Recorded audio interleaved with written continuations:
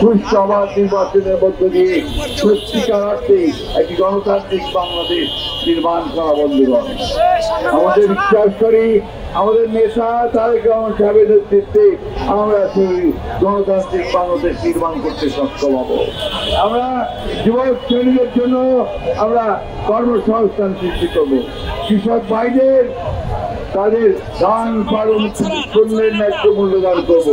শ্রমিক ভাইদেরকে তাদের মজুরি ন্যায্য মজুরি দেওয়া হবে এবং সকল মানুষের কর্মসংস্থানের ব্যবস্থা করা হবে। নারীদেরকে আমরা ক্ষমতায়ন করব। একই সঙ্গে বাংলাদেশকে সত্যিকার অর্থেই একটি গণতান্ত্রিক মানবিক মূল্যবোধ সম্পন্ন সাম্যের বৈষম্য বিরোধী একটি বাংলাদেশ গড়ে তুলব। আসুন আমরা সবাই মিলে এই যুদ্ধে অংশগ্রহণ করি। তারেক রহমান সাহেবের নেতৃত্বে আমরা বাংলাদেশের সত্যিকার অর্থে একটা আধুনিক একটা মানবিক গণতান্ত্রিক বাংলাদেশ নির্মাণ করি। আসেন আজকে সেই হোক আমাদের শপথ। বাংলাদেশ জিন্দাবাদ, বাংলাদেশ জাতীয়তাবাদী দল জিন্দাবাদ, শহীদ জিয়ামরক দেশনেত্রী বেগম খালেদা জিয়া জিন্দাবাদ, তারেক রহমান জিন্দাবাদ। বন্ধুগণ, আমরা সবাই জানেন যে গতকাল অন্তর্বর্তী সরকারের প্রধান উপদেষ্টা তিনি একটি জুলাই সনদ ঘোষণা করেছেন। আমরা তাকে ধন্যবাদ জানাচ্ছি, স্বাগত জানাচ্ছি। তিনি আগামী 2026-এর ফেব্রুয়ারি মাসের মধ্য দিকে জাতীয় সংসদ নির্বাচনের তারিখ ঘোষণা করেছেন।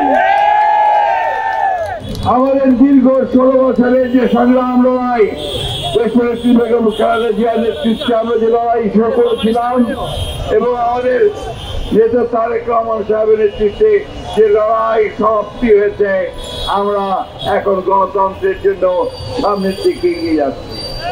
বন্ধুগণ, এই একটা সুযোগ তৈরি হয়েছে বাংলাদেশের সত্যিকার অর্থে একটা গণতান্ত্রিক রাষ্ট্র তৈরি করবার। আল্লাহর অশেষ রহমতে সেই সুযোগ তৈরি হয়েছে।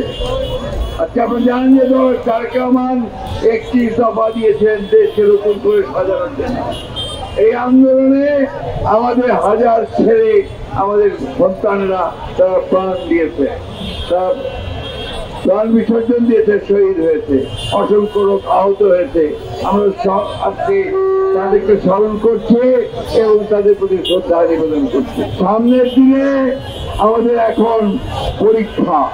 এই পরীক্ষাটি হচ্ছে শান্তিপূর্ণভাবে এই নির্বাচনের জন্য প্রস্তুতি নেওয়া।